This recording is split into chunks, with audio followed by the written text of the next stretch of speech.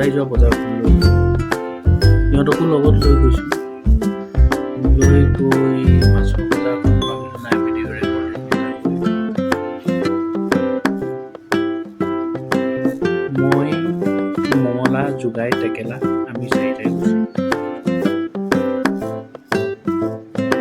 মাছৰ বজাৰখন বহুত মানুহ, তাৰপৰা মাছ আনি খাইহে ভাল পাওঁ। মোৰ ৰুমৰ পৰা প্ৰায় 12-13 মাছ আনি পেলাই মই ভাবিলোঁ যে আজি সৰিয়হ দিম, গতিকে সৰিয়হ দি মাছৰ ৰেচিপি কেনেকৈ বনায়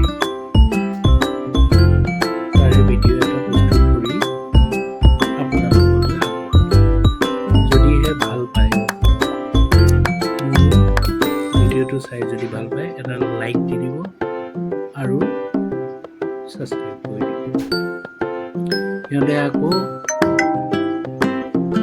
নাৰিকলৰ পানী খাম বুলি কোৱাত তাত ৰখি পেলাই নাৰিকলৰ পানী খাম। তাৰপিছত সৰিয়হ, ধনিয়া, চব মছলাবিলাক যা যোগাৰ কৰি পেষ্ট কৰি দিলে মানুহজনে। তাৰপিছত মাছটো ফ্ৰাই কৰাত লাগিল। আজি মোৰ নিজৰ হাতৰে বনাইছোঁ, খাই ভালেই লাগিলে আৰু।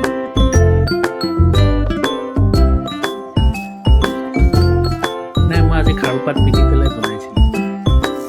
কোনোবাই ক'ব পাৰে খাৰুপাত ক'ৰ পৰা আহিলে, মাজে সময়ে লাগি দিয়ে।